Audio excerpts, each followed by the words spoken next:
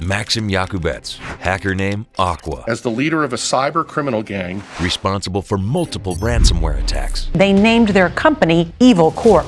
Hundreds of millions of dollars from thousands of people and companies. So here's a question. How is the FBI's most wanted cybercriminal still a free man?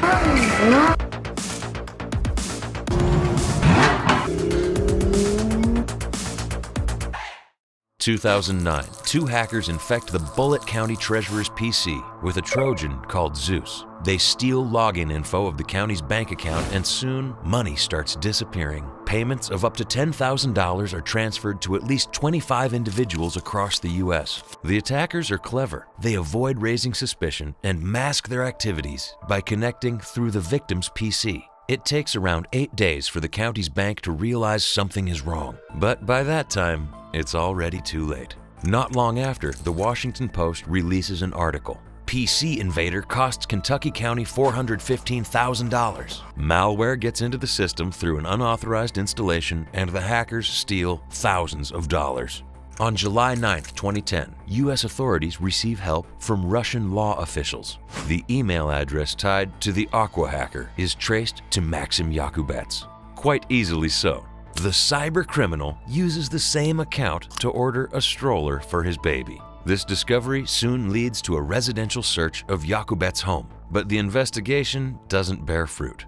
Russia doesn't take any further actions, and the U.S. is powerless to proceed with an investigation on foreign lands. Left to his own devices, through the years, Maksim racks up quite the cybercrime resume. He's suspected to lead in the devastating Dridex malware attacks, which appeared in 2012. Maksim Yakubets of Moscow, Russia, has been indicted in Pittsburgh, Pennsylvania, for his alleged role as the leader of a cyber-criminal gang responsible for the distribution of a multifunction malware package known as Bugat. Dridex, also known as Bugat, targets Windows users. The hackers use clever tactics to embed a macrovirus into a Microsoft Word and Excel file. Upon opening the file, the malware injects a keylogger, which monitors each press on the computer's keyboard. And just like that, all of the login details, banking credentials, and even personal information, it's all compromised.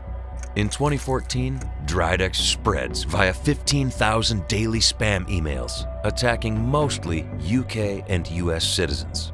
Just 1 year later, both countries ended up with an estimated £20 million and $10 million of theft, respectively. Around the same time, the Dridex gang becomes known as Evil Corp, with Yakubets allegedly serving as their leader. Evil Corp members quickly proved to be one of the most dangerous hacker groups in the world. Federal prosecutors charged 2 Russian hackers today with ripping off American businesses and schools, even a nursing home. This way, with Dridex alone, the hacker organization steals over $100 million from hundreds of banks and institutions. And that's just the beginning. Soon after, a whole bouquet of new malware follows. Locky, a Microsoft Word document containing macroviruses. Or BART, an email photo attachment that encrypts your valuable files. In 2017, Evil Corp hackers also use BitPaymer to target UK hospitals. The ransomware attack affects mostly large companies, requiring a ransom of up to 53 bitcoins, which at the time adds up to a whopping £230,000.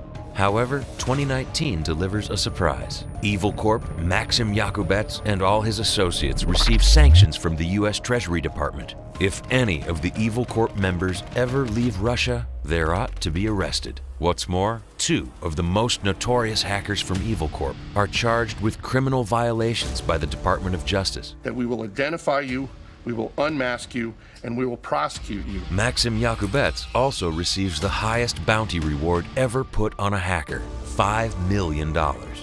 It's over for Evil Corp. Or is it? Just a year later, we encounter the story of the Garmin hacking. All their internal systems are encrypted, online services are down, and Garmin employees suspect WasteLocker, a ransomware type directly tied to Evil Corp. The Garmin ransomware attack results in a chilling $10 million ransom demand.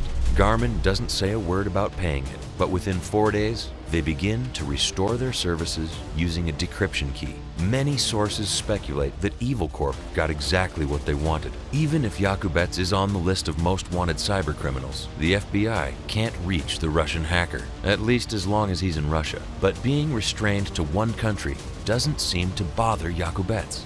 He's known for quite an extravagant lifestyle, driving around in a $200,000 Lamborghini with a custom license plate that reads thief, and spinning circles with his car right in front of Moscow's police.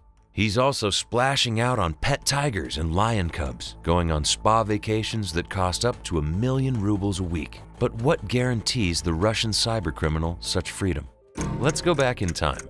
In the summer of 2017, he marries Aliana, the daughter of an ex-FSB officer, Edward Benderskaya. The wedding costs a minimum of $300,000, with some sources estimating a price tag of more than $500,000. His new father-in-law and the hidden face fuel suspicions over his role in government-covered Russian cyber attacks. What's more, multiple sources suspect that Evil Corp itself is controlled by Russian intelligence. It isn't too far of a stretch.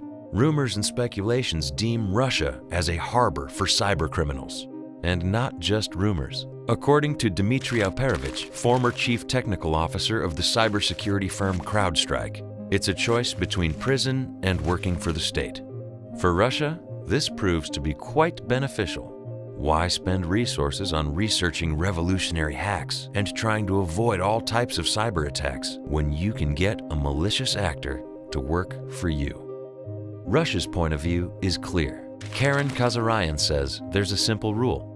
Just don't ever work against your country and businesses in this country. If you steal something from Americans, that's fine. However, proving this connection isn't easy. Russian hackers hide behind fake names and pseudonyms. But one thing is clear. Maksim Yakubets is untouchable in Russia. And it's not just Yakubets. It's speculated that multiple members of Evil Corp are relatives of high-ranking Russian officials. Yet the Russian government brushes off hacking accusations against its citizens, and the FBI's most wanted cybercriminals, just like Maksim Yakubets, remain free. If he ever steps out of Russian soil, he'll be immediately arrested. I hope you enjoyed this dive into the life and crimes of the most notorious Russian cybercriminal. Let me know in the comments, and don't forget to like and subscribe to our channel so you don't miss other interesting stories.